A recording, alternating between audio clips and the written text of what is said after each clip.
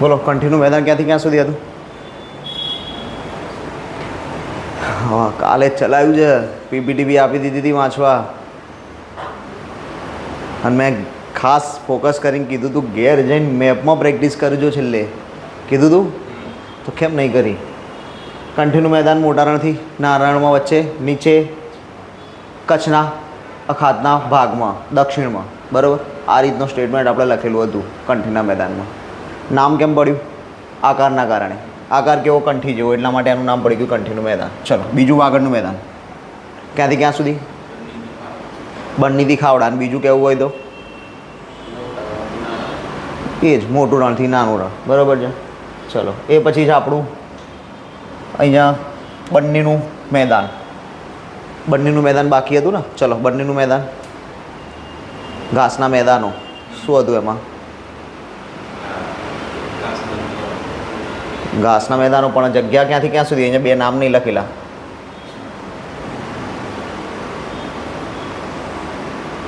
બન્નીનું મેદાન ક્યાં હતું? આ બાજુ કંઈ આપી દઉં? કચ્છ નખત્રાણા જેવું આ બાજુ કંઈ આપી દઉં? અલગ નાનું રણ મોટું રણ એવું કંઈ?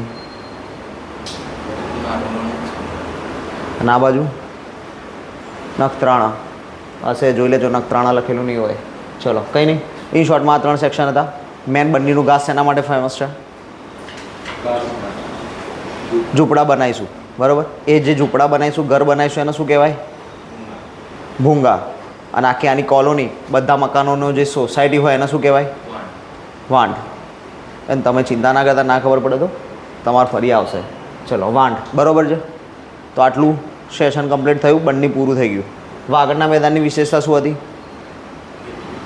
ખેતી, ખેતી લાયક પ્રદેશ છે, બરાબર? એ સિવાય આપણા બીજા એક ડુંગરો જોયા હતા આની અંદર. કયા ડુંગર હતા? કંથકોટના ડુંગરો. કયા રાજા સંતાયા હતા? ભીમદેવ સોલંકી પ્રથમ, બરાબર? કેમ સંતાયા હતા? કોણે આક્રમણ કર્યું હતું? મોહમ્મદ ગઝનવી, બરાબર? મોહમ્મદ ગઝનવી આક્રમણ કર્યું હતું 1026. ત્યારે ભીમદેવ પ્રથમ કંથકોટના કિલ્લાની અંદર આવીને સંતાયા હતા. એ કિલ્લો ક્યાં આવ્યો છે? તો કંથકોટના ડુંગરોમાં. કંથકોટના ડુંગરો ક્યાં છે? તો વાગડના મેદાનમાં. ક્લિયર? આ સિવાય આપણે જોયું તો હબો ડુંગર, બરાબર? કોણ હતું કચ્છમાં ભૂલા પડેલા રસ્તો બતાવનાર? સંત મેકરણ દાદા. એમની સમાધિ ક્યાં આવેલી છે? એમની જોડે 2 પ્રાણી હતા. કયા કયા? લાલિયો ગધેડો અને મોતિયો કૂતરો. આ 2 પ્રાણીઓ એમની જોડે હતા. ક્લિયર? આ સિવાય બીજું શું હતું કચ્છમાં? અન્યમાં મુન્દ્રા ખારેક સંશોધન કેન્દ્ર. સૌથી વિશેષ ખારેકનું ઉત્પાદન આપણે કીધું હતું. ખારેકનું ઉત્પાદન ધ્યાનમાં રાખવાનું છે.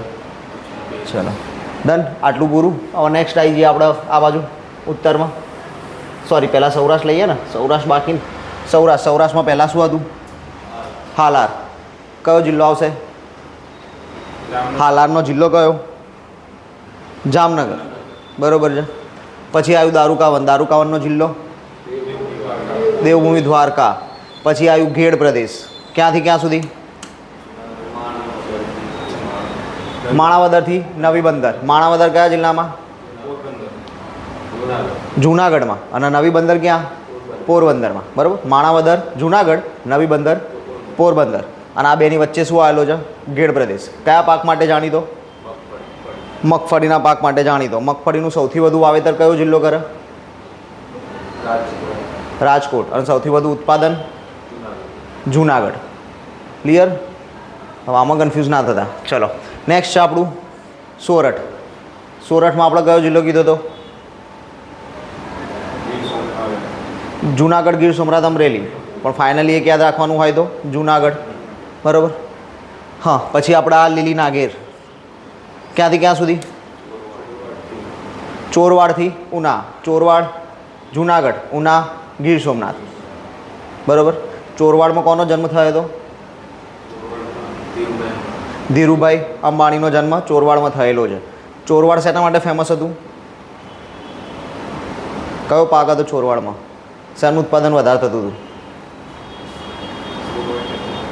નારિયેળ હતું. નારિયેળ ચોરવાડમાં. તો યાદ રાખવાનું, આવું ભૂલી નહીં જવાનું, બરાબર. કાલે જ ચલાવ્યું છે, તમને ખાસ કીધું હતું ઘેર જઈને વાંચજો ને મેપિંગ કરજો. અને અહીંયા જોઉં છું એટલે ખબર પડે છે કે મેપિંગ કોઈએ નહીં કર્યું, બરાબર. એટલે આવું ના કરતા, ને તો કંઈ મતલબ નહીં રહે, બરાબર. મેપિંગ આપણે ખાસ કરવાનું છે. હા, પછી છે ગોહિલવાડ. ગોહિલવાડ ક્યાંથી ક્યાં સુધી? ભાવનગર જિલ્લો, બરાબર. વિસ્તાર ક્યાંથી ક્યાં સુધીનો? ગેલોથી શેત્રુંજી અથવા શેત્રુંજીથી ગેલો, જમે જે રીતે કોઈ રીતે, બરાબર. હા, પછી આપણે ઉપર ઝાલાવાડ, સૌરાષ્ટ્રમાં. કયો જિલ્લો? સુરેન્દ્રનગર જિલ્લો. કોણે વસાયું? નામ આપણે કીધું હતું. ઝાલાવાડની સ્થાપના કોણે કરી? હરપાલ દેવ ઝાલા, બરાબર. તો હરપાલ દેવ ઝાલાએ ઝાલાવાડની સ્થાપના કરી. ક્યાંથી આવ્યા હતા? આપણે આને હિસ્ટ્રી જોડે કનેક્ટેડ કરી દીધું. મેં તમને કીધું હતું કે હિસ્ટ્રીમાં વ્યવસ્થિત રીતે ચાલશે, ચાવડા વંશ આવશે, આટલે સુધી ડિટેલ્સ આપી હતી. કયો પ્રદેશ હતો? ક્યાંથી આવીને અહીંયા વસ્યા હતા? મકરાણ. મકરાન પ્રદેશમાંથી આવીને અહીંયા વસ્યા હતા. મકરાન પ્રદેશ વેરાર ઉજ્જડ પ્રદેશ હતો, એટલા માટે જઈ આવીને વસ્યા હતા. આમને જાગીર કોણે આપી હતી? કીધું હતું ને, જાગીર આપી છે. જાગીર આપી એટલે તો ઝાલા વંશની સ્થાપના થઈ. જો હું 10 વખત બી ચલાવું તો બી ઓછું પડશે એવું થાય મને. તમારે ઘેર જઈને વાંચવું પડશે, મસ્ટ કરવું તો પડશે જ, એના વગર નહીં થાય, બરાબર. અને મેં ખાસ એટલે તો કીધું હતું કે મેપિંગ કરજો, એટલા માટે જ મેપિંગ કરવાનું કીધું હતું. હવે ઝાલાવાડમાં બીજું કંઈ લખેલું છે તો બસ ઝાલાવાડ વાંચીને આપણે આખું ઝાલાવાડ યાદ કરવાનું છે. જો તમે ઝાલાવાડ વાંચીને આખું ઝાલાવાડ યાદ કરી શકો છો, ઇટ મીન્સ કે તમારું ગ્રાસ્પિંગ પાવર સારો છે, તમે સારી રીતે વાંચ્યું છે, તમને યાદ છે. જો નથી યાદ કરી શકતા તો ફરી વાંચવાનું, આવું આપણે કીધું હતું. કંઈ નહીં, ચલો. આજે ભૂલ કરી છે, કાલ ના થવી જોઈએ, બરાબર છે. કાલ ગમે એનો લેક્ચર હશે, કાલે રિઝનિંગનો લેક્ચર છે ને, કાલ રિઝનિંગનો લેક્ચર આપણે 15 મિનિટ લેટ ચાલુ કરીશું. પહેલાં હું 15 મિનિટ આ સેશન કરાવીશ. કાલ 15 મિનિટ આખું મેપિંગ થશે. મેપિંગ થશે ને પછી જ આપણે આગળ વધશું, બરાબર છે. અહીંયા હું રહેવા દઉં છું.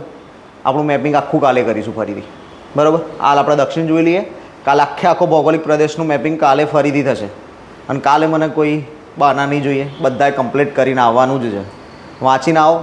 ના ખબર પડે તો કોન્ટેક્ટ નંબર છે, ગ્રુપમાં મેસેજ નાખો. ફોન ના કરવો જ કંઈ નહીં, ગ્રુપમાં મેસેજ નાખો, અમે સામેથી કોન્ટેક્ટ કરીશું. તમને પ્રોબ્લેમ આવતી હોય તો તમે જણાવો, તો એના સોલ્યુશન માટે જ અમે જઈએ.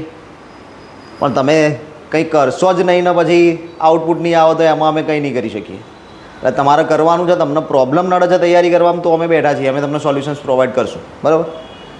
હાલ આપણે આનું રિવિઝન રહેવા દઈએ છીએ, બરાબર છે. કાલે સવારે આપણે આનું રિવિઝન કરીશું આખું. ત્યાં સુધી ત્યાં હાલ આપણા જે બાકી છે આપણો સેશન એ પૂરો કરીએ, કેમ કે પછી ત્યાં સુધી હવે કરંટ અફેરના સાહેબ બી આવી જશે આપણા. ચલો, દક્ષિણ ગુજરાતથી આપણે બાકી રાખ્યું હતું. દક્ષિણ ગુજરાતનો પ્રદેશ પહેલાં લાટ. ચલો મેપમાં તમને પહેલાં બતાવી દઉં આ પ્રદેશ આખા બધા, કેમ કે ઉત્તરના એના તો જોઈ લીધા હતા, દક્ષિણના બાકી જ હતા આપણે જોવાના. ક્યાં સુધી જોયું હતું આપણે? કાનમ સુધી જોયું હતું. કાનમથી નીચે જોયેલું નથી. એકા સુવાલીની ટેકરીઓ, તાપી નદીથી ઉપરનો દરિયા કિનારાનો આખો ભાગ, સુવાલીની ટેકરીઓ. દંડકારણ્ય. દંડકારણ્ય એટલે હાલનો ડાંગ જિલ્લો, બરાબર. દંડકારણ્ય હાલનો ડાંગ જિલ્લો. દંડકારણ્ય નામ ક્યારનું છે? તો રામાયણનું છે. એ ડિટેલ્સ અંદર આવશે જ બધી, બરાબર છે. બસ બાકી તો બધા પ્રદેશ અંદર જાય. જ્યાં જે આખો વિસ્તાર છે ને એ પૂરના મેદાનોનો વિસ્તાર છે, બરાબર. આ જે આખો ભાગ નીચેનો દેખાય છે એ પૂરના મેદાનો તરીકે ઓળખાય. કેમ? કેમ કે ત્યાં બધી નાની ઘણી બધી નદીઓ આવેલી છે. એ ઘણી બધી નદીઓ ચોમાસાની અંદર પૂર આવવાના કારણે આજુબાજુના જે વિસ્તાર હોય એની અંદર પાણી ફેરવી દે છે. ગામડાઓમાં પાણી ભરાઈ જાય, ઘરોની અંદર પાણી જ હોય કાયદેસર ચોમાસાની અંદર. તો એ સિચ્યુએશનના કારણે આના પૂરના મેદાનો તરીકે ઓળખવામાં આવે આ પ્રદેશને. ચલો આપણે આના ડિટેલમાં જોઈએ બધું હવે એક એક કરીને.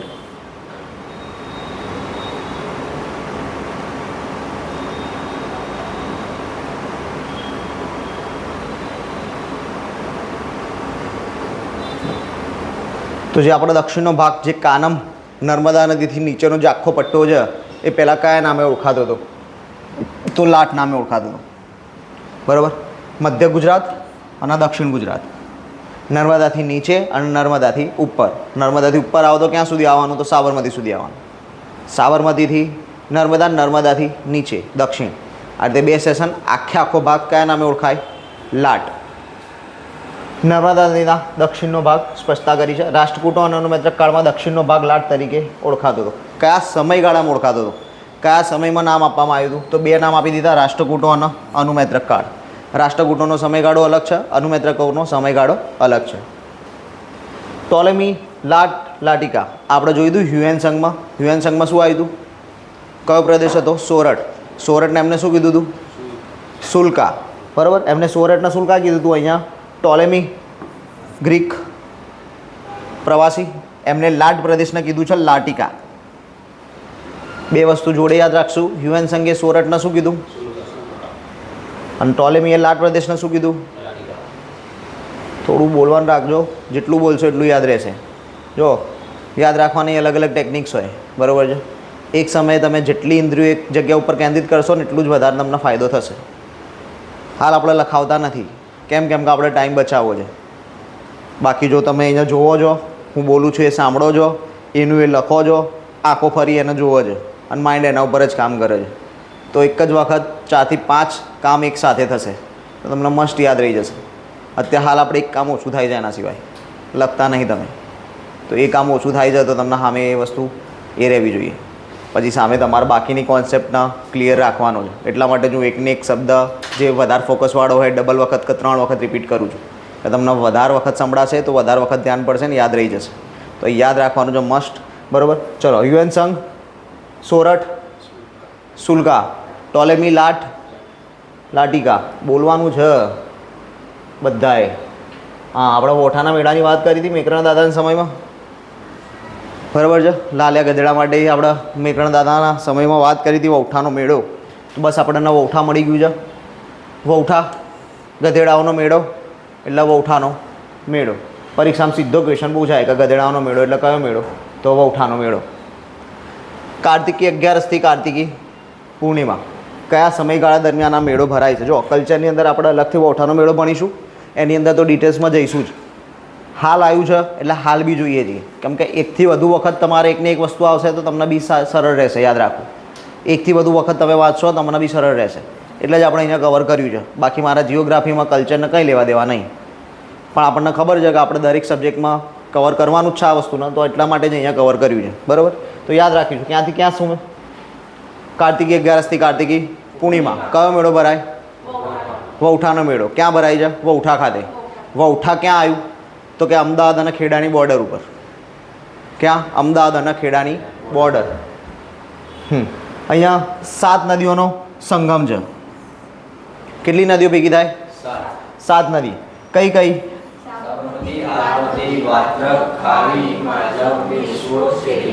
બરોબર છે. જો હવે આ 7 નદીઓમાં લોચા ના પડે એટલા માટે આપણે આનું એક નાનું સૂત્ર બનાવ્યું છે. જો આવું સૂત્ર તમને બીજું કોઈ યાદ હોય તો મને કંઈ વાંધો નહીં, આપણે 7 નદી યાદ રાખવાથી મતલબ છે. તમને આ સૂત્ર યાદ ના રહે ને તમે તમારી જાતે બીજી કોઈ રીતે 7 નદીઓ યાદ રાખો તો બી મને વાંધો નથી. આ તો મેં તમને એક ટ્રીક આપી કે તમને આ 7 નદીઓ એક સાથે યાદ ના રહેતી હોય તો આ સૂત્રથી યાદ રાખવાનું. સૂત્રનું નામ શું રાખ્યું છે આપણે? તો કે મામા ખાસે હસાવા. બરાબર, આવું આપણને યાદ રહે. આ સ્ટેટમેન્ટ આપણે યાદ રાખી શકીએ, મામા ખાસે હસાવા. અત્યારે હાલ અમે ઉનાળો ચાલે છે, મામાને ઘેર બધા જતા જો વેકેશન કરવા. બરાબર, તો મામા ખાસે હસાવા. હવે આના ઉપરથી આ 7 નદીઓ કેવી રીતે આવશે? તો આજે લખ્યું છે આપણે એનું અહીંયા શોર્ટ ફોર્મ કર્યું છે, મા મે ખાસે હાસાવા. બરાબર, આનું મા એટલે મે એટલે ખા એટલે સે હા સા અને છેલ્લે વા. 7 નદીઓ થઈ ગઈ. તમને જે રીતે યાદ રહે, આપણે એવું નહીં કહેતા કે આવી જ રીતે યાદ રાખો, આપણે યાદ રાખવાનું છે. બરાબર, બીજું કોઈ સૂત્ર ઘણા યુટ્યુબમાં બધા મિત્રો કહેતા હોય, અમુક બેચમાં મને છોકરાઓએ કીધું કે સાહેબ યુટ્યુબમાં બીજું એક સૂત્ર છે માવો ખાશે ને એવું કંઈક છે. બરાબર, માવો ખાશે ને એવું કંઈક સૂત્ર છે. હવે એ મને નહીં ખબર, આ મેં મારી જાતે ક્રિએટ કરેલું છે, કેમ કે જ્યારે અમે ભણતા હતા ત્યારે આવા કોઈ સૂત્રો નહોતા, એટલે અમે જાતે બનાવ્યા હતા. ચલો ફરી એક વખત 7 નદીઓ કઈ કઈ બોલતા જાઓ. તમારે જ બોલવાનું છે, હું નહીં બોલું.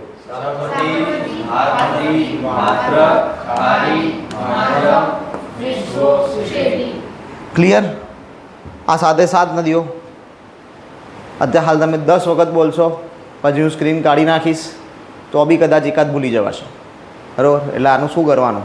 તો કંઈ નહીં, ઘેર જઈને ચોપડો લેવાનો, 10 વખત લખવાની. 10 વખત કેવી રીતે લખવાની? કન્ટિન્યુઅસ નહીં લખવાની. પહેલી 2 વખત જોજો લખવાની, ત્રીજી વખત મોઢે લખવાની. કંઈ રહી ગઈ તો જોઈ લો, ચોથી વખત ફરી લખો. માનો 6ઠ્ઠી વખતમાં તમે કમ્પ્લીટ જાતે 7 નદીઓ લખી જ દીધી છે, 6ઠ્ઠી વખતમાં તમારે જોવાની જરૂર નહીં પડી, 6ઠ્ઠી વખતમાં તમને યાદ જ છે, તો એનો મતલબ એવો નહીં કે 10મી વખત સુધી નહીં જવાનું. તમારે 7મી વખત ફરી બધી લખવાની, 8મી વખત બી લખવાની, 10 વખત કમ્પલસરી લખવાની સાથે નદીઓ. ભલે તમે 6ઠ્ઠી વખતમાં બધી લખી શકો છો, પણ 10 વખત કમ્પલસરી લખવાની, બરાબર? તો જ તમે 3 દિવસ પછી 4 દિવસ પછી બી યાદ રાખી શકશો. ક્લિયર? ચલો નેક્સ્ટ આગળ વધીએ. સુવાલીની ટેકરીઓ. સુવાલીની ટેકરીઓ ક્યાંથી ક્યાં સુધી છે? તો મહીથી ઢાઢર સુધી. આપણે કીધું હતું તાપી નદીથી ઉપર દરિયા કિનારાનો પ્રદેશ. જો હવે હું તમને આ મેપમાં બતાવી દઉં કે અહીંયા મહી નદી કીધું, બરાબર છે? તો મેં કેમ તાપી નદીમાં દરિયા કિનારાથી ઉપરનો પ્રદેશ શબ્દ વાપર્યો?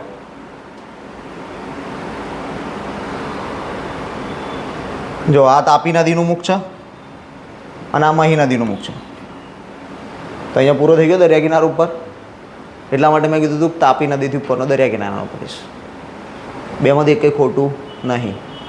પરીક્ષામાં આવી રીતે બી પૂછાઈ શકે છે, બરાબર? એટલા માટે જ હું 2 શબ્દ વાપરું છું. 2 શબ્દ તમને ધ્યાનમાં રહે.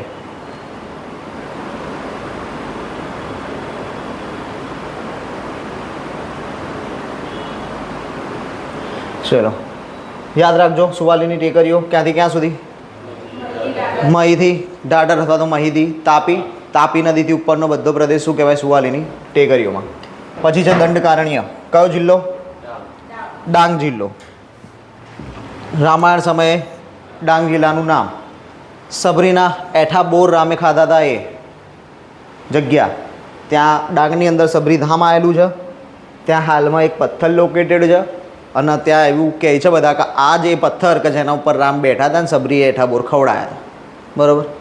આપણે અહીંયા ખાસ આ વસ્તુ યાદ રાખવાની. બીજું આના કોન્ટેક્સમાં બીજું શું યાદ રાખવાનું છે આપણે? તો પંપા સરોવર.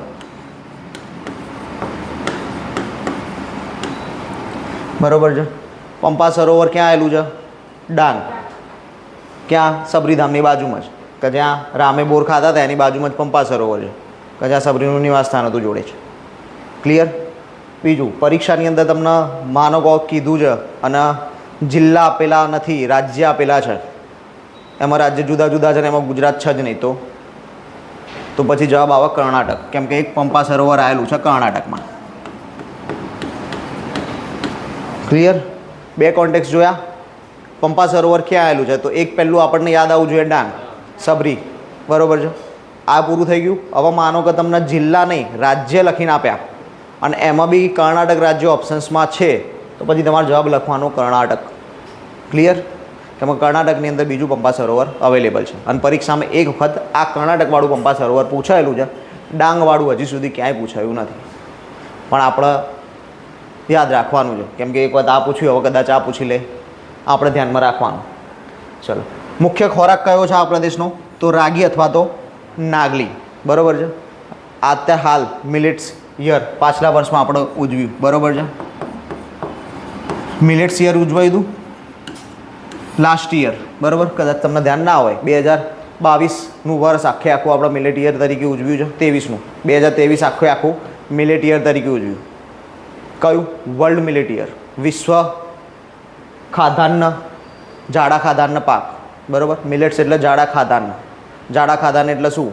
તો બાજરી થઈ ગઈ, નાગલી થઈ ગઈ, આ બધા જે જાડા પાક હોય ધાન એ, બરાબર છે?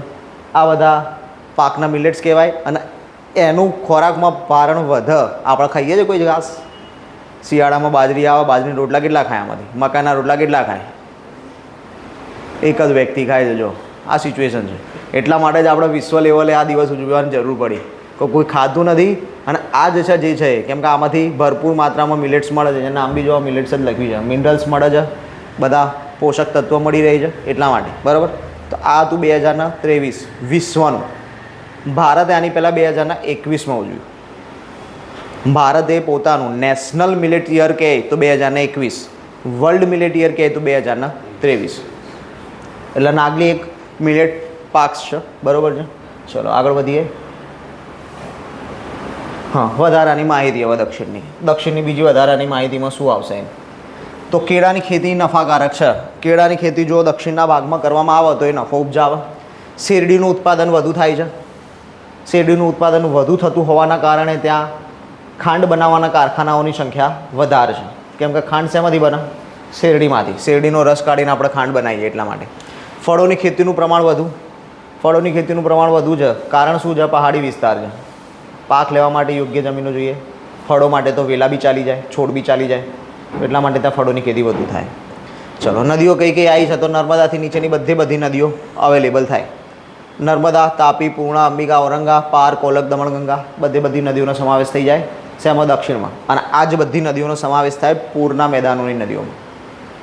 બરાબર? પૂરના મેદાનોની નદીઓમાં આ જ બધી નદી આવશે.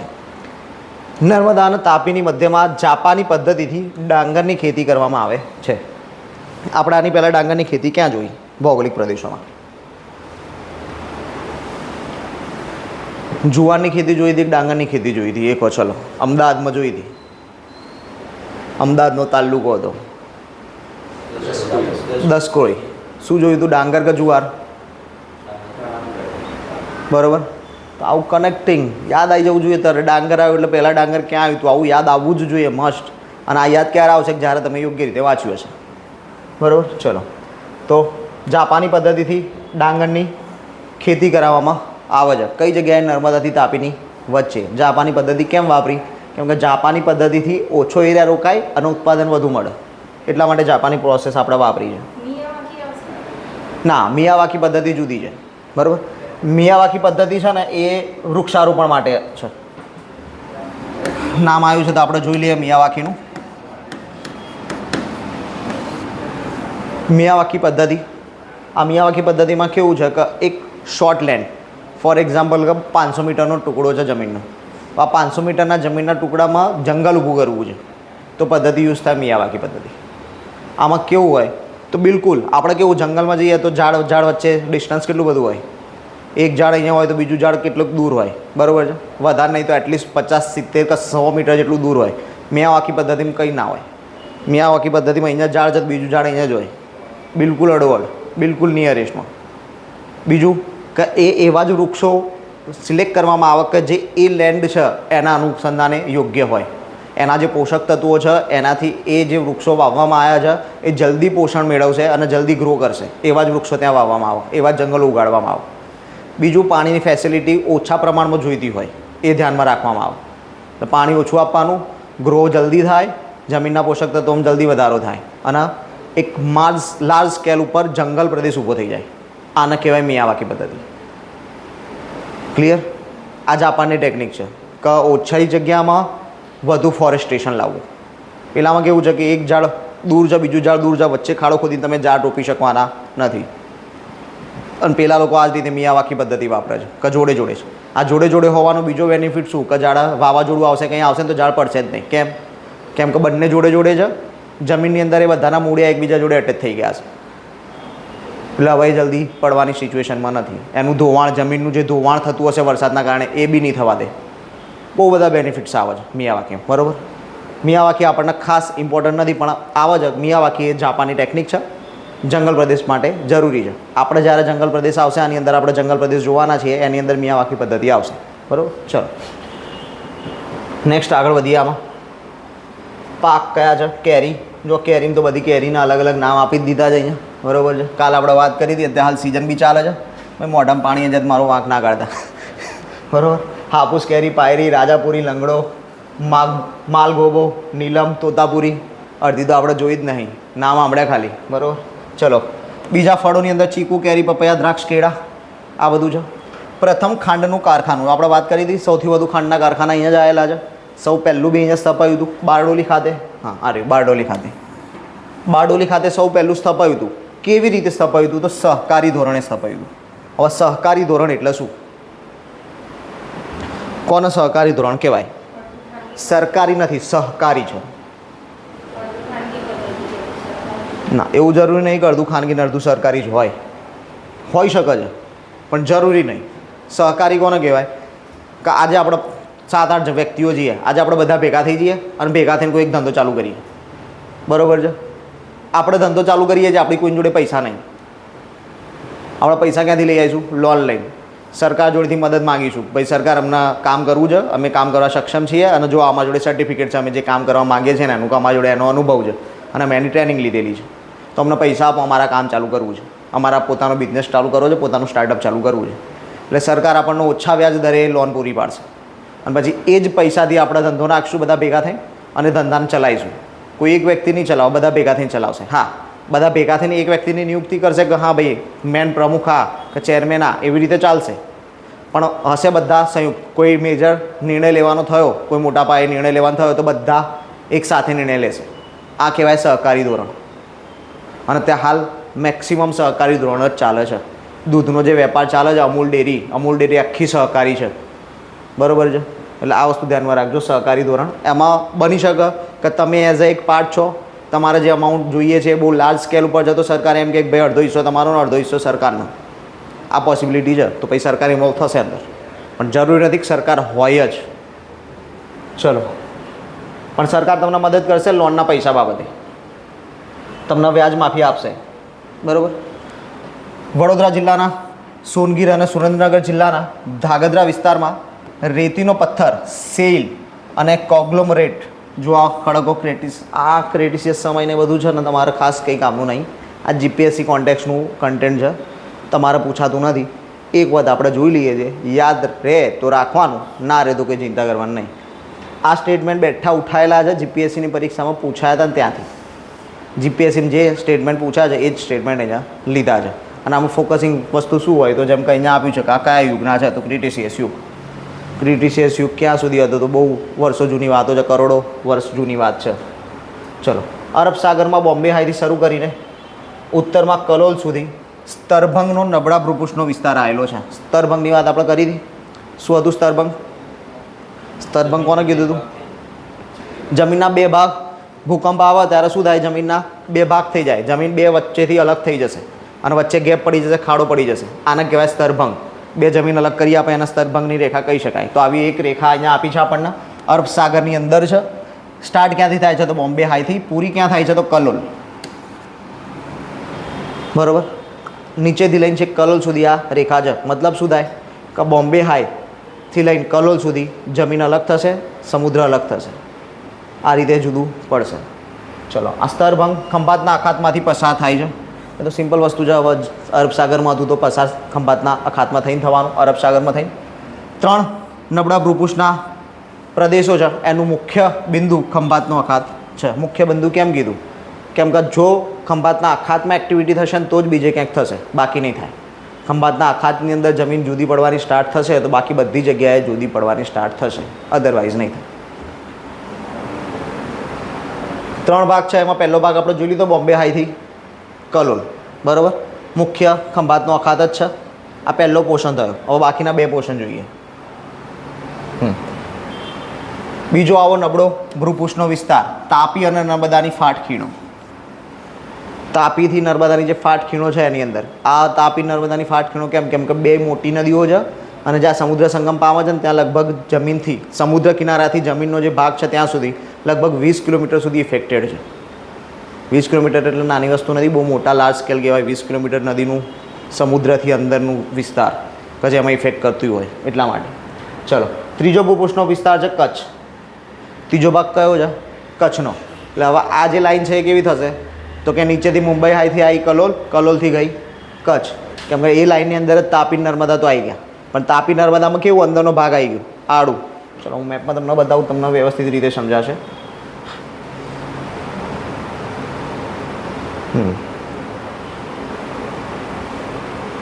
જો અહીંયા કલોલ લખેલું જ છે. આપણે અહીંયા માની લઈએ છીએ કે બોમ્બે હાઈ હશે મુંબઈ, બરાબર છે.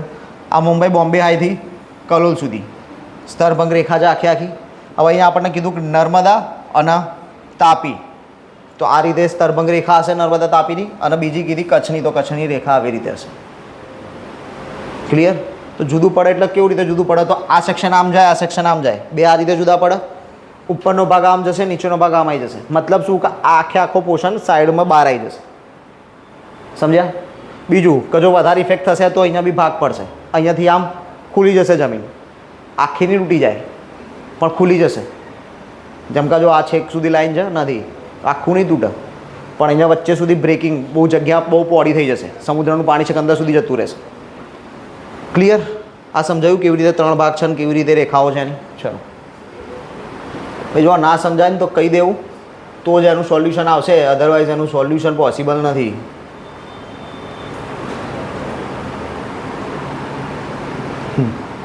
ભૂકંપની તીવ્રતાની દ્રષ્ટિએ કચ્છનો પ્રદેશ 5મા ઝોનમાં આવે છે. બરાબર? 5મો ઝોન એટલે ભૂકંપનો સૌથી ખરાબ ઝોન. 5મો ઝોન, 5મા ઝોનની ઉપર 6ઠ્ઠો ઝોન છે જ નહીં. 1 2 3 4 5 આપે, એમાં 5મો સૌથી ખરાબ. સૌથી તીવ્ર ભૂકંપ આવતા હોય તો 5મા ઝોનનો. 16 જૂન 1819ના રોજ 8ની તીવ્રતાનો ભૂકંપ આવ્યો હતો અને અલ્લાહબંધની રચના થઈ હતી. અલ્લાહબંધની વાત આપણે કરી દીધી હતી. બરાબર છે? ભાઈ ભૂકંપ આવ્યો હતો, સુનામી આવી હતી, સુનામીના કારણે પાણી અંદર આવી ગયું હતું, પણ જમીનનો એક ભાગ ઉપસી આવ્યો અને એને માહિતી આપી દીધી છે. 25 કિલોમીટરની લંબાઈ અને 3 મીટરની ઊંચાઈ, આટલો ભાગ ઊંચો થઈ ગયો જમીનનો. 25 કિલોમીટરનું જે વિસ્તાર હતો એ 3 મીટર સુધી ઊંચો થઈ ગયો. એટલે પબ્લિક બધી ત્યાં જતી હતી. અને પબ્લિકે શું કીધું કે અમને અલ્લાહે બચાવી લીધા, એટલે આ અલ્લાહબંધ. ત્યારથી એનું નામ શું પડ્યું? અલ્લાહબંધ નામ પડ્યું. હા, આ સમયે શું થયું હતું તો સિંધરી બંદર એક એ સમયે કચ્છની અંદર જોવા મળતું હતું, એ પાણીમાં ડૂબી ગયું હતું. સિંધરી બંદર ડૂબી ગયું અને અલ્લાહબંધ ઊંચો થઈ ગયો. ક્લિયર? ખંભાતના આખાતથી કચ્છ સુધીનો જે વિસ્તાર છે એ વિસ્તારને શું કહેવામાં આવે છે તો કેમ્બે ગ્રેબન. કેમ્બે ગ્રેબન તરીકે આ ઓળખાય છે. આમાં કંઈ એવું નહીં, આ યાદ જ રાખવાનું છે, કેમ્બે ગ્રેબન. બરાબર છે? કેમ્બે ગ્રેબન એટલે શું તો કે ધરતીકંપની ભૂમિ. એનો અર્થ જેમ આપણે માંડવીનો અર્થ યાદ રાખ્યો હતો એમ અહીંયા કેમ્બે ગ્રેબનનો અર્થ છે. કેમ્બે ગ્રેબનનો અર્થ શું થાય? ધરતીકંપની ભૂમિ. આ વિસ્તારની અંદર કેમ્બે ગ્રેબનમાં અમદાવાદનો સમાવેશ થઈ જાય. મતલબ કે જો ભવિષ્યમાં ભૂકંપ મોટા પાયે થશે, સ્તરભંગ રેખા એક્ટિવ થઈ જશે, જમીન જુદી પડશે તો અમદાવાદના 2 ટુકડા થઈ જશે. ચલો, ઇન્સ્ટિટ્યૂટ ઓફ સિસ્મોલોજીક રિસર્ચ. સિસ્મોલોજીક રિસર્ચ એટલે જે આ બધો અભ્યાસ કરે, જમીનની અંદર થતી હલચલો, ધરતીકંપની તીવ્રતાઓ, ધરતીકંપ આવશે કે નહીં આવે, ધરતીકંપ આવશે તો કેટલો વિનાશ સર્જશે, આવી બધી જે વસ્તુઓનો અભ્યાસ કરે એ સિસ્મોગ્રાફીમાં આવે. અને એની સંસ્થા આપણા ત્યાં રાયસણ ગાંધીનગર ખાતે આવેલી છે. રાયસણ ક્યાં આવ્યું? ગાંધીનગર. અને ત્યાં આ સંસ્થા આવેલી છે. કઈ સંસ્થા છે? Institute of seismological research. બોલો ફરી એક વખત. કંઈ નહીં, અવાજ ઓછો પડે છે તમારા લોકોનો. મને નેક્સ્ટ ટાઈમ ધ્યાન રાખજો. જો પૂરના મેદાનો જોઈ લો. પૂરના મેદાનો અહીંયા આપણે હમણાં વાત કરી હતી એ જ બધી નદીઓ ફરી અહીંયા રિપીટ થઈ ગઈ. બરાબર? આપણે કીધું હતું ત્યારે જ કે આ બધી જ નદીઓ પૂરના મેદાનોમાં આવશે. બધી જ નદી છે. હવે ઉપર છે બીજો એક મહત્ત્વનો પ્રદેશ, ગોંડવાના લેન્ડ. બરાબર છે? એની ચર્ચા હું અહીંયા કરી આપું તમને. હા ભાઈ સાહેબ આવી ગયા, જુઓ ને ટાઈમ થઈ ગયો છે. ચલો, ગોંડવાના લેન્ડમાં કેવું છે કે પૃથ્વી જ્યારે અસ્તિત્વમાં આવી ત્યારે એવું માનવામાં આવે છે કે આખો જમીન ભાગ એક હતો. હાલ બધા અલગ અલગ જમીન ભાગ છે. આપણે અમેરિકા જવું હોય તો એરોપ્લેનમાં જ જવાય ને, બાઇક લઈને જવાય, બાઇકને પછી એરોપ્લેનમાં ચડાવવી પડે. બરાબર?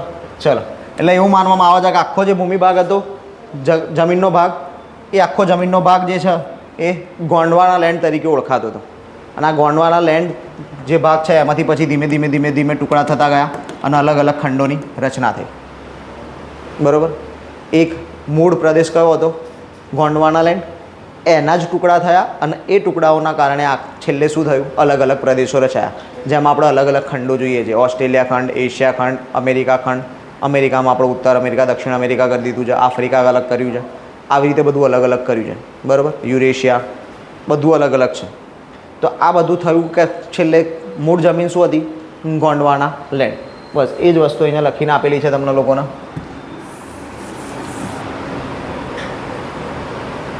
હવે તમે આ વાંચો તો તમને થોડી કંઈક ખબર પડશે. જો મેસેજો એક યુગ છે 12 કરોડથી 19 કરોડ વર્ષ પહેલાં, કરોડ વર્ષોની વાત કરી રહ્યા છે. બરાબર? એશિયા, આફ્રિકા, દક્ષિણ અમેરિકા અને ઓસ્ટ્રેલિયાના જમીન ખંડો એકબીજા સાથે જોડાયેલા હતા, જે ભૂમિભાગને ગોંડવાના લેન્ડ કહેવામાં આવતો હતો. ક્લિયર? હવે ખબર પડી ગોંડવાના લેન્ડની. ચલો, પૂરના મેદાનો આપણે જોયા છે.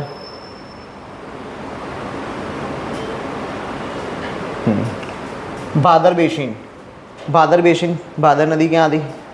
આપણે જોઈ હતી સૌરાષ્ટ્રની અંદર સુરેન્દ્રનગરવાળા પટ્ટામાં આવી હતી ભાદર નદી, ત્યારે આપણે કીધું હતું કે આનું ખાસ હાલ ઈચ્છા નહીં, એનો એક જ પોઈન્ટ અહીંયા આવ્યો છે. આ લેકની ટેકરીઓને 2 ભાગમાં વહેંચે. જો કે આ ડુંગરાળ પ્રદેશના પર્વતો ચલાવીશું ને એની અંદર બી આવશે, એટલે આમાં ચિંતા ના કરો. એ સમયે હું તમને મેપ સાથે સમજાવીશ વ્યવસ્થિત રીતે. ગીરની ટેકરીઓમાં ભાદર બેસીન શત્રુંજી બેસીનથી જુદો પાડે છે. આ બી આપણે પર્વતોમાં જ જોઈશું. પર્વતોમાં 2 પોઈન્ટ આવશે અલગથી પાછા. ભૌગોલિક પ્રદેશમાં હાલ આપણે આના ધ્યાન પર લેતા નથી. હા, પછી છે ડાઇક. ઇમ્પોર્ટન્ટ શબ્દ છે ડાઇક, બરાબર છે. પહેલાં આ લખાણ વાંચો, પછી હું એક કોન્સેપ્ટ સમજાવું. જ્વાળામુખી પ્રસ્ફોટનથી જમીનની શું ફાટ્યું છે? પહેલાં તો જ્વાળામુખી ફાટ્યો. તો જ્વાળામુખી ફાટે એટલે લાવો બધો બહાર આવે, આટલું આપણને બધાને ખબર છે. ચલો આગળ વાંચીએ. જમીનની અંદર ઊભી થયેલી દિવાલ, જ્વાળામુખી ફાટ્યો, લાવા બહાર આવી ગયો, તો એના કારણે શું થાય? એક લેયર ઉપર લેયર બંધાતું જાય, જે લાવા બહાર આવશે એનો. એના કારણે જે ઇન્ટરનલ સેક્શન હતો જ્યાંથી લાવા બહાર આવે છે, ત્યાં એક વોલ જેવું ક્રિએટ થઈ જાય. કેમ કે ત્યાંથી તો લાવા બહાર આવી રહ્યો છે, એટલે ત્યાં તો લાવા ઊભો રહેવાનો નથી, ત્યાં તો જામવાનો નહીં, ત્યાં કોઈ સ્તર રચવાનું નથી. તો ત્યાં શું થશે? એક દિવાલ થશે, વોલ થશે. ચલો, તો એ દિવાલની વાત કરે છે. જેવી રચના સમયાંતરે તેની ઉપર આવેલ માટીના ધોવાણથી ખુલ્લી પડે તે વિસ્તાર. હવે આના મેપમાં સમજાવું તમને તો કેવી રીતે હોય આ. ફોર એક્ઝામ્પલ આપણે માની લઈએ છીએ કે આ જમીન વિસ્તાર છે, બરાબર છે. આ જમીનમાં અહીંયાથી લાવા ફાટ્યો. હવે લાવા ફાટીને ધીમે ધીમે આમ પથરાશે, ફરી ફાટશે તો ફરી એની ઉપર એક લેયર બનાવશે, ફરી એની ઉપર લેયર બનાવશે. આવી રીતે લેયર બનતા જશે, બરાબર. હવે અહીંયા શું થઈ ગયું? જ્વાળામુખી પર્વત. આ 2Dમાં આવું દેખાય છે, પણ આખો સર્ક્યુલર પોર્શન હશે, રાઉન્ડ હશે આખું આવું, તો પર્વત બની ગયો એક આખો. વચ્ચે હોલ છે અને આખો પર્વત છે, બરાબર. હવે આ રચના છે આ જમીનની અંદર હોય તો હું એમ કહું કે આ જમીનના સ્તરથી ઉપર આવું થયું, પણ માનો કે જમીનની અંદર જ આવું થઈ ગયું, જમીન પોલી હતી અને જમીનની અંદર જ આવું થઈ ગયું, તો જમીન પોલી હતી, જમીનની અંદર જ આ સિચ્યુએશન રચાઈ ગઈ, તો હજી આ વિસ્તાર જે છે એ તો કોલાણવાળો જ વિસ્તાર છે, બરાબર. હવે શું થાય છે? સમયાંતરે હવે લાવા બંધ થઈ ગયો, જ્વાળામુખી લાવા પ્રસ્ફોટનનું કામ પૂરું થઈ ગયું છે, બંધ થઈ ગયું છે, સુસુપ્ત અવસ્થામાં આવી ગયો છે, મૃત પ્રાય થઈ ગયો છે, નિષ્ક્રિય. હવે લાવા ક્યારેય ફાટવાનો નથી, એને એનું કામ પૂરું કરી દીધું છે. તો હવે શું થાય કે સમયાંતરે હવે આપણે જમીન વાપરીએ એટલે આપણે શું કરીએ? ઘસીએ જમીનના. કોઈ બી વસ્તુ વાપરીએ તો એમાં ઘસારણ થાય. તમે ફોન વાપરો તો એમાં ઘસારણ આવે છે, ટફન ગ્લાસમાં લીટા પડી જાય છે. તમે ટફન ગ્લાસ બદલાવતા હશો વર્ષે, તો કોઈ બી વસ્તુ તમે વાપરો તો એનું ઘસારણ હોય. આપણે જમીન વાપરીએ તો જમીનનું બી એક ઘસારણ હોય. તો જમીનનું ઘસારણ થતાં કેવું થાય કે આ ઉપરના જે લેયરો હોય ને એ ઘસાઈ જાય જમીનના. એના કારણે શું થાય? આ નીચેનો ભાગ, હવે નીચે ફરી પાછી જમીન જ હતી, એટલે આપણે શું કરીશું? આ આજુબાજુનો જે પર્વતનો વિસ્તાર છે ને એને કોતરીને રસ્તો બનાવી દઈશું. કેમ કે આખું સર્ક્યુલર મોશન હતી, એક બાજુથી ગેટ પાડી દઈએ તો આખો આવર જવર કરવા માટે રસ્તો થઈ જાય. કેમ કે હવે ઉપર થઈને જાઓ તો વચ્ચે તો હોલ છે, ત્યાં તો તમારે બ્રિજ બનાવવો પડશે પાછું, પણ નીચે જમીન ઓલરેડી છે, તો તમે વચ્ચેથી તોડી નાખો તો તમારા માટે ઇઝીલી રસ્તો વે ક્રિએટ થઈ ગયો. તો આ જ વસ્તુ છે કે આવા જ્યારે રસ્તા ક્રિએટ થઈ જાય ને તો એવા રસ્તાઓને ડાઇક કહેવાય. ક્લિયર? આ જે રસ્તા ક્રિએટ થાય ને એને ડાઇક કહેવાય. આના ફોટા ક્યાંય મળતા નહીં, ને કે હું ફોટા લાઈન બતાવતો. મેં ઓનલાઈન ગૂગલ મેપમાં બી ટ્રાય કર્યો, પણ ગૂગલ મેપમાં સરદારવાળો રસ્તો આવી રીતે ડાઇકમાં નહીં બતાવતા. એનું મેં પેલું મેપિંગ ચેક કર્યું પણ નહીં બતાવી રહ્યા, એટલા માટે. ને કે હું તમને એ બતાવતો તો તમે બહુ સારી રીતે સમજી શકતા, પણ હાલ આટલું અન્ડરસ્ટેન્ડિંગ થયું છે વ્યવસ્થિત રીતે. ના ખબર પડી હોય તો કહો તો હું બીજે કંઈક રસ્તો વિચારું. ક્લિયર? ખબર પડી છે એવું? ડન. ચલો તો પછી આપણે આગળ વધીએ. હા, એટલે હવે ડાઇકની વ્યાખ્યા જોઈ લીધી હતી. ઉપર રાજકોટ જિલ્લાનું સરદાર ગામ 60 કિલોમીટર લાંબી ડાઇક પસાર થાય છે. કેટલો લાંબો રૂટ છે? 60 કિલોમીટર લાંબો રૂટ છે આવો. ઉત્તરમાં માંડવની ટેકરીઓ અને દક્ષિણમાં ગીરની હારમાળા મધ્યમાં આવેલા સાંકડા ઊંચા વિસ્તાર દ્વારા જોડાયેલી છે. આ પર્વતોની જ વાત છે, બરાબર છે. માંડવની ટેકરીઓ ને બધું પર્વતોમાં જ આવશે. એના પછી આપણો નકશો છે. ઇટ મીન્સ કે આપણું સેશન પૂરું થઈ ગયું છે. સાહેબ આવ્યા છે બેન? તો સરને કહો ને, દીપક સર હોય તો કોલ કરે. 8:45 થઈ ગઈ છે. હા, ચલો કન્ટિન્યુ મેદાન જોઈ લીધું તો આપણે. આ બધું જ તમારે હવે ઘેર જઈને રિવિઝન. હા, હું અત્યારે હાલ આ બધું નહીં ચલાવું. હવે હું ચલાવીશ આટલું, આજે જેટલું ચલાવ્યું ને એટલું જ. આ બધું તમારે કાલ કરીને આવવાનું. અહીંયા જ નહીં કામ કરતું. હા થઈ ગયું. ચલો આપણે જોયું દંડકારણ્ય કયો જિલ્લો? ડાંગ જિલ્લો. કોણ આવ્યું હતું? કોણે બોલાયા હતા? શું ખવડાવ્યું હતું? ખાટા હતા કે મીઠા હતા? બરાબર, ખાટા ના ખવાઈ જાય એટલા માટે તો એમને ચાખી ચાખીને ખવડાવ્યા હતા કે ખાટું બોર ભૂલથી રામને ના આવી જાય. બરાબર છે. ચલો સુવાલીની ટેકરીઓ ક્યાંથી ક્યાં સુધી? 2 હતા. ઉપર એક નદી ફિક્સ હતી મહી, નીચે 2 નદીઓ જુદી જુદી હતી, એક ઢાઢર ને એક તાપી. બરાબર, તો તાપી નદીથી ઉપરનો આખો વિસ્તાર શું કહેવાય? સુવાલીની ટેકરીઓ. અને હમણાં જે આપણે વાત થઈ એ માહિતી ઢાઢર અથવા માહિતી તાપી. ઓપ્શન્સમાં જે હોય એ પ્રિફર કરવાનો. ઓપ્શન્સમાં 2 વસ્તુ હોય તો માહિતી ઢાઢર જવાબ લખીને આવજો. બરાબર, કેમ કે 2 વસ્તુના કોન્સેપ્ટ જુદા જુદા છે. અહીંયા સુવાલીની ટેકરીઓનો મિનિંગ જુદો છે તાપી ઢાઢરથી તાપી વચ્ચે, અને ઢાઢરથી ઉપર જાઓ ત્યારે મિનિંગ જુદો છે. એટલા ડિટેલમાં આપણે જવાની જરૂર નહીં, કેમ કે એટલું ડિટેલ યુપીએસસી નહીં પૂછતું. બરાબર, ચલો. હા, પછી સરોવર કયું હતું ડાંગમાં? પંપા સરોવર. કયા રાજ્યની અંદર હતું? કર્ણાટકની અંદર. તો આપણે આટલે હાલ આપણું રાખીએ છીએ. કાલ તો તમને ધન્યવાદ નહોતું કીધું, આજે કહી દઉં છું. બરાબર, તમે મારો લોડ સહન કરો છો એ બદલ તમને ધન્યવાદ. લોડ પડતો હોય તો મને જાણકારી આપી દેવી. બરાબર, તો હું દવા લેતો આવીશ. ચલો આપણે આટલે રાખીએ. હવે કરંટ અફેરનું સેશન ચાલુ કરીએ. સાહેબ આવશે ત્યાં સુધી ખબર નહીં કેમ આટલું લેટ થયું છે સાહેબને.